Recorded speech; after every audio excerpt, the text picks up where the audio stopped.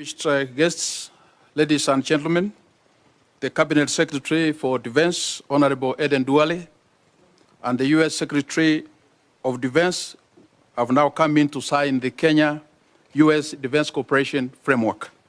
Welcome, sir.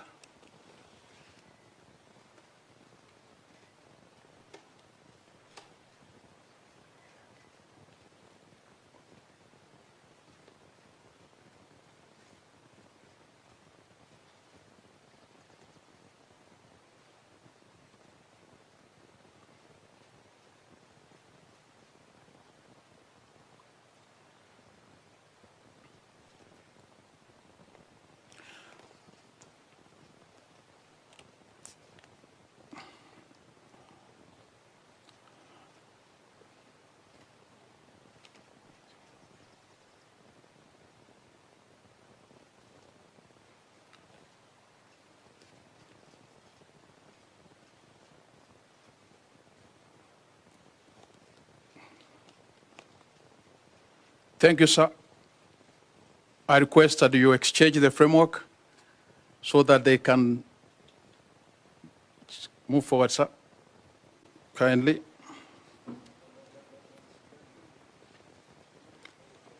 Thank you. Thank you. Thank you. Thank you so much, sir. Sir, I now call upon the Secretaries of Defense so that they can give media address.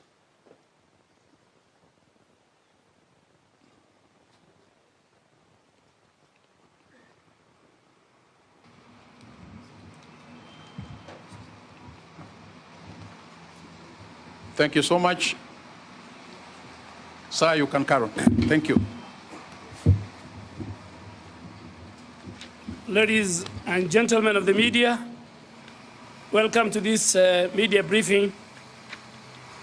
I welcome the U.S. Secretary of Defense, Lloyd, and his distinguished delegation. Today we stand before you, having just concluded a highly productive meeting between the Ministry of Defense of the Republic of Kenya and the United States Department of Defense.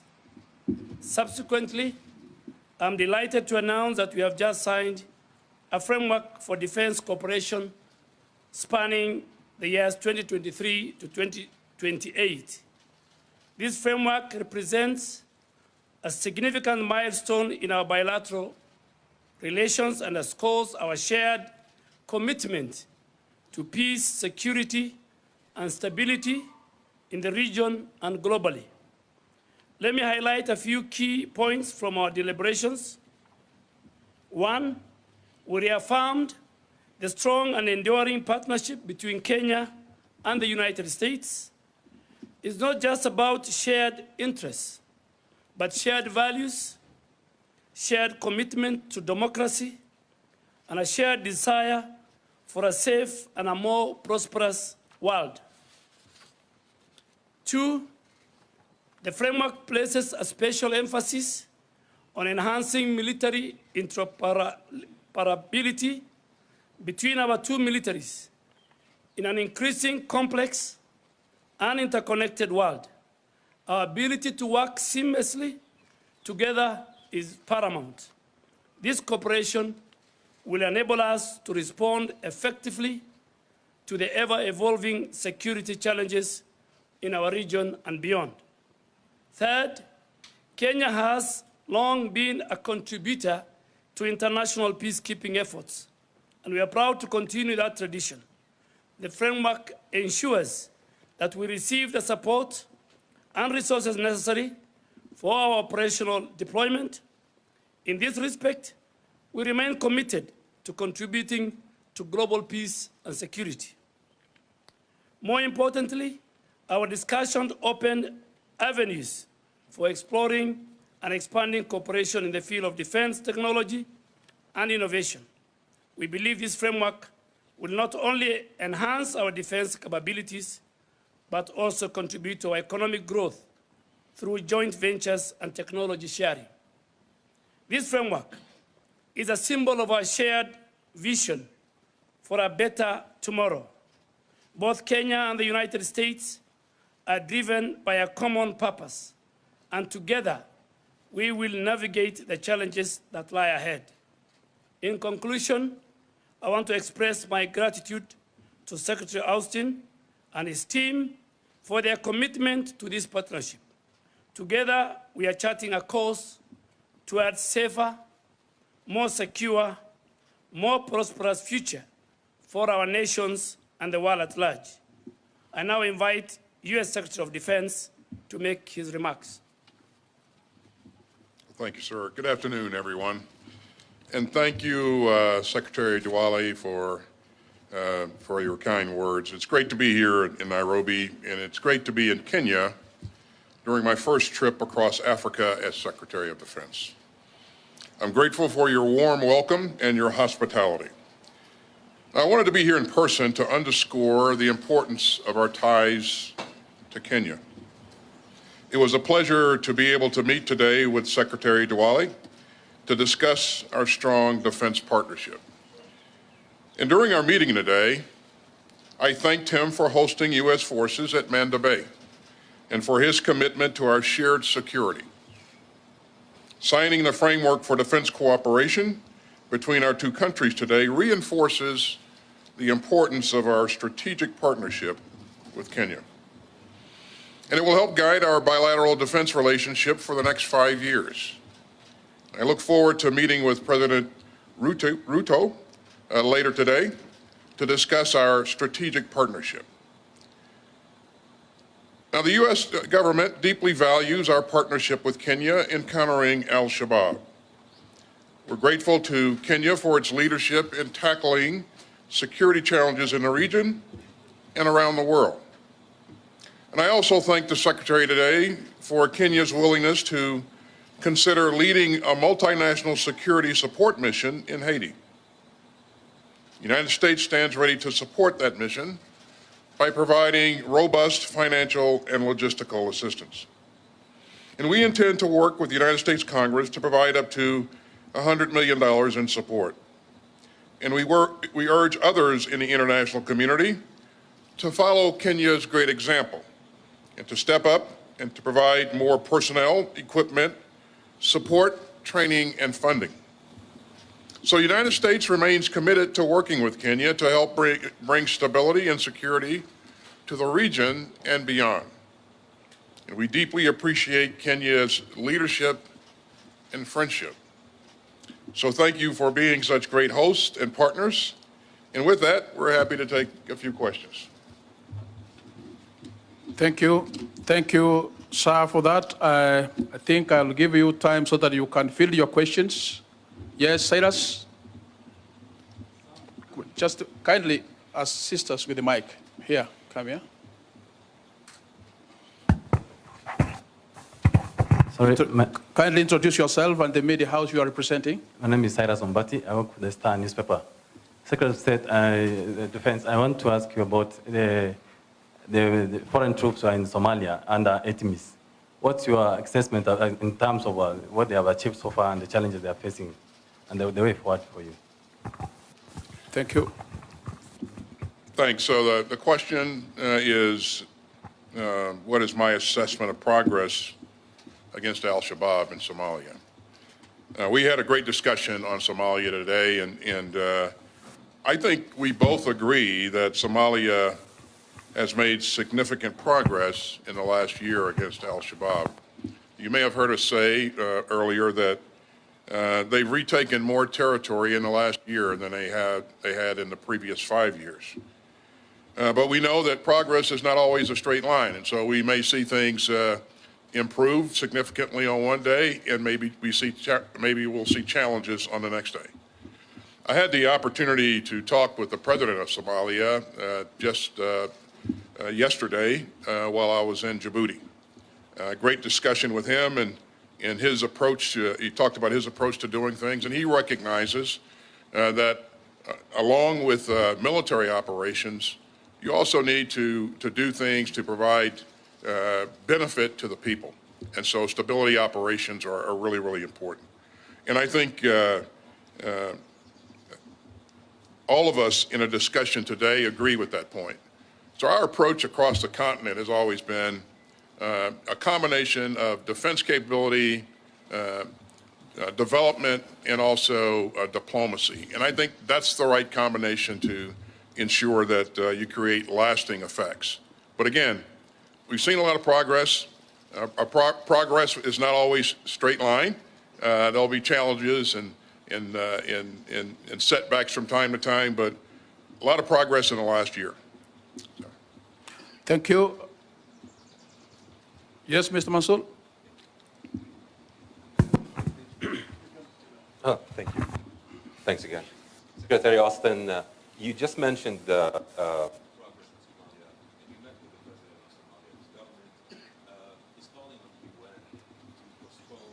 drawdown of AU forces from Somalia. Does the U.S. support the rescheduling of this drawdown? And is the U.S. government open to the idea of adjusting its military posture and level of support to the region to prevent al-Shabaab from gaining momentum in Somalia? And if I may, for Mr. Duale, there seems to be a shift in the balance of power on the continent. France announced it's pulling its forces out of Niger. China and Russia seek to gain more influence. How do you assess the strategic or the impact of strategic competition between the U.S. on the one hand and Russia and China on the other hand on security, peace, and stability on the continent? Thank you. Thank you. So thanks. I did have the opportunity to meet with the president of Somalia yesterday, as I said earlier. Great discussion. And again, we had a great discussion today with the secretary. His assessment is that he does need more time, and he's faced with the difficult task of keeping pressure on al-Shabaab, at the same time generating forces so that he can continue to be successful. There are a number of countries in the region that have helped with that force generation, but there's still a lot more that needs to be done. So his assessment is that he does need more time, and our concern is that, again, we have established some momentum. We want to make sure that where possible we maintain that momentum. So I think countries in the region are looking for ways to continue to help, but in terms of what that's going to look like is yet to be defined. Now, I would also say that, as I mentioned earlier, it's not just the military force. As we discussed earlier, it requires substantial investment in other things, economic development, things that get after the root causes of instability. And so more investment, more things that he can provide to the people of Somalia to help maintain their support, I think, is what he needs as well. So. I think we are here today to strengthen our bilateral defense cooperation with the U.S., which dates back to the 70s. So our shared values, our cooperation on defense, respect for democracy and human rights are what we share with the U.S. And from a defense perspectives, we are working very well with the U.S., both in the Horn of Africa, in East Africa, and in the Great Lakes region. And that's why you see our troops serving under ATMIS, our troops serving under the UN in DRC, and our troops serving in DRC, Eastern DRC, under the East African Regional Force. So our cooperation with the U.S. is fundamental, and that's why we are here today.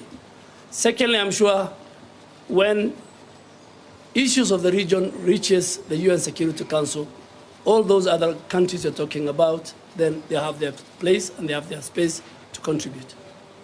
Thank you, sir. Today is for our engagement with the U.S., what we do with them within our country and what we do with them within the region and Africa. Thank you, sir. Mary, I've seen you raising your hand. Let us give a lady also to ask a question. My question is to the both secretaries, sir. What are some of the benefits contained in the defense cooperation that has been signed today? And could you please elaborate if KDF is likely to have more intelligence share and maybe smart technology for the use in boosting the war against Al-Shabaab along the Kenya-Somali border? Let me take the first one. I mean, the greatest terror group in East Africa now is Al-Shabaab. They recruit, they radicalize young people for their own terror operations. And the US, under this framework, we are working with them on the whole space of counter-terrorism. We are working with the US in our maritime security. We are working with the US in bringing peace and security within the region, Horn of Africa, and the Great Lakes region, and other countries involved. And we are working with the US on our training and how the Kenya Defense Forces can be professionalized. And then finally, we have a serious cooperation under this framework on how we can gain from the US technology, defense technology, and innovation. Thank you, sir. I think because of time, I would like to have only one question. I can see CNN. Natasha, you want to ask a question?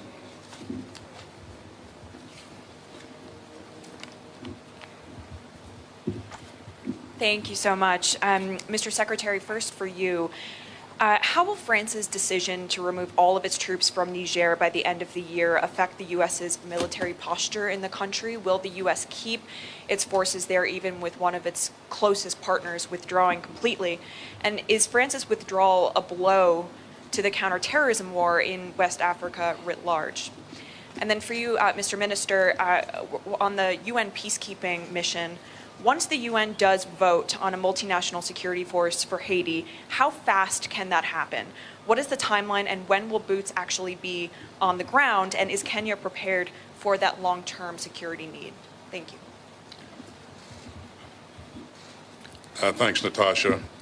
Regarding France's decision, as you know, each country will make its own decisions and for its own reasons, and I won't comment on France's decision or try to speak for France. But when it comes to our force posture in Niger, we've not made any significant changes to our force posture. And as I have mentioned a number of times before, we really want to see a diplomatic solution evolve. We want to see a peaceful end to the crisis. And most important, we want to see preservation of Niger's diplomatically elected government. And so while we give diplomacy a chance, we'll also continue to evaluate any future steps that would prioritize both our democratic and our security goals. And these goals are intertwined. So.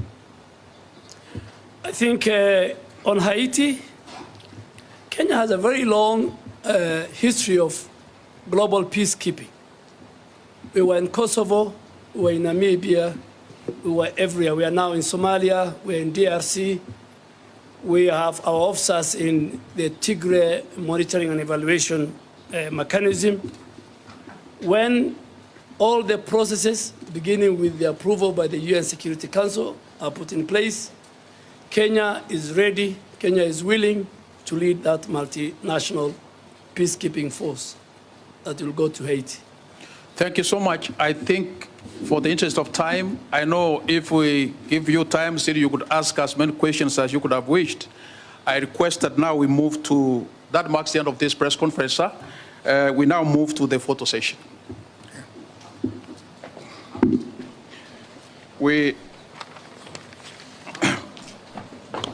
The first photo is of both Secretaries of Defense. Then we will also have the second photo, the CDF Kenya and the US ambassador to Kenya who will join in. Okay. Then who will join? Then let us have the second photo with our seat, the PS and the PS and the CDF.